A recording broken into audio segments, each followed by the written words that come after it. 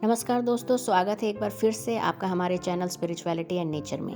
अगर आप हमारे चैनल में नए हैं तो जल्द से जल्द सब्सक्राइब का बटन दबा दीजिए और बेल का आइकन भी दबा दीजिए। दोस्तों, भारत एक ऐसा भाग्यशाली देश रहा है जिसे शुरू से ही बहुत सारे महापुरुषों को देखने, सुनने और सीखने को मिला है। ऐसे ही महापुरुषों में एक थे गौतम बुद्ध। लोग इन्हें पथ प्रदर्शक, स्पिरिचुअल टीचर या भगवान के रूप में भी मानते आए हैं। क्या आपने कभी सोचा है कि गौतम बुद्ध इतने शांत, स्थिर, नम्र और मुस्कुराते हुए क्यों दिखाई देते हैं? क्योंकि गौतम बुद्ध ने जिंदगी में होने वाली सफरिंग्स, पेन, प्रॉब्लम्स को किस तरह से फेस और हैंडल करना है ये जान लिया था। शायद इसलिए उनके चेहरे पर हमेशा एक सुंदर सी स्माइल बनी रहती है। तो क्यों ना हम भी उनकी बताए गए उपदेशों से अपने जीवन में पॉजिटिव बदलाव लाएं।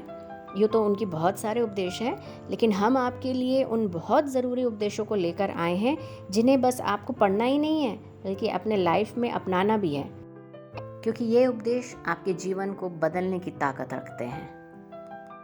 तो चलिए ज़्यादा देर न करते हुए गौतम बुद्ध की लाइफ चेंजिंग टीचिंग्स की ओर बढ़ते हैं। पहला उपदेश है अपने शब्दों के लिए। गौतम बुद्ध कहते हैं, हजारों खोखले शब्दों से अच्छा वह एक शब्द है जो शांति लाए।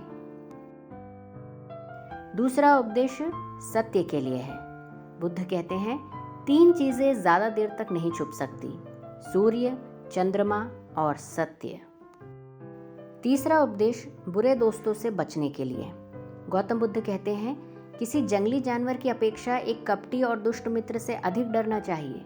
जानवर तो बस आपके शरीर को नुकसान पहुंचा सकता है, पर एक बुरा मित्र आपकी बुद्धि को नुकसान पहुंचा सकता है। चौथा उपदेश शक जैसी बुरी आदत से बचने के लिए। गौतम बुद्ध कहते हैं, शक की आदत से भयावह कुछ भी नहीं है। शक लोगों को अलग करता है। यह एक ऐसा जहर है जो मित्रता खत्म करता है और अच्छे रिश्तों को तोड़ता है। यह एक कांटा है जो चोटिल करता है, एक तलवार है जो वध करती है। पांचवा उपदेश मन और शरीर के स्वास्थ्य के लिए। गौतम बुद्ध कहते हैं, मन और शरीर दोनों के लिए स्वास्थ्य का रहस्य है अतीत पर शोक मत करो, ना ही भविष्य की चिंता करो, बल्कि बुद्धिमानी और ईमानदारी से वर्तमान में जियो। अगले उपदेश में गौतम बुद्ध ने आभार या ग्रैटिट्यूड के बारे में कहा है। बुद्ध कहते हैं, चलिए ऊपर उठें और आभारी रहें, क्योंकि अगर हमने बहुत नहीं तो कुछ तो सीखा, और अगर हमने कुछ भी नहीं सीखा तो कम से कम हम बीमार तो नहीं पड़े, और अगर हम बीमार पड़े तो कम से कम हम मरे नहीं। इसलिए चलिए हम सभी आभारी रहें। अगले उपदेश में बुद्ध जी ने खुद की बुराइयों पर जीत हासिल करने के लिए कहा है। गौतम बुद्ध कहते हैं, स्वयं पर विजय प्राप्त करना दूसरों पर विजय प्राप्त करने से बड़ा काम है। इस उपदेश में गौतम बुद्ध ने अपने कीमती जीवन को अज्ञानता के कारण नष्ट नहीं करने की सलाह दी है। गौतम बुद्ध कहते हैं, जो जगा है उसके लिए रात लंबी है, जो थका है उसके लिए दूरी लंबी है, जो मूर्ख सच्चा धर्म नहीं जानता उसके लिए जीवन लंबा है। अगले उपदेश में गौतम बुद्ध ने अपने आसपास मौजूद सभी प्राणियों और जीव जंतुओं के लिए दया भाव या सिंपैथी की भावना रखने के लिए कहा है। गौतम बुद्ध कहते हैं, सभी प्राणियों के लिए दया भाव रखें, चाहे वो अमीर हो या गरीब। सबकी अपनी पीड़ा है, कुछ बहुत अधिक भुगतते हैं, कुछ बहुत कम।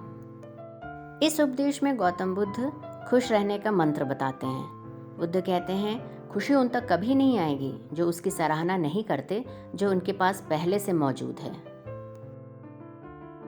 गौतम बुद्ध ने इंसान के अंदर मौजूद बहुत ही खतरनाक जहर, क्रोध मतलब गुस्सा, उसके बारे में भी बहुत अच्छा उपदेश दिया है। गौतम बुद्ध कहते हैं, तुम अपने क्रोध के लिए दंड नहीं पाओगे, तुम अपने क्रोध के द्वारा दंड पाओगे। इस आखिरी उपदेश में गौतम बुद्ध ने खुद के अलावा दूसरों के बारे में भी सोचने की सलाह दी है। बुद्ध कहते हैं, अगर आप किसी और के लिए दीपक जलाएंगे तो वो आपका भी मार्ग प्रकाशित करेगा। आशा है दोस्तों, हमारी इस छोटी सी कोशिश से अगर आपके जीवन में थोड़ा सा भी पॉजिटिव बदलाव आता है तो हम समझेंगे कि हम अपने प्रयास में सफल हुए। बस ऐसे ही हमारे वीडियोस को लाइक और शेयर करते रहिए और हमारे चैनल को सब्सक्राइब कर लीजिए। तब तक के लिए आज्ञा दीजिए। नमस्कार।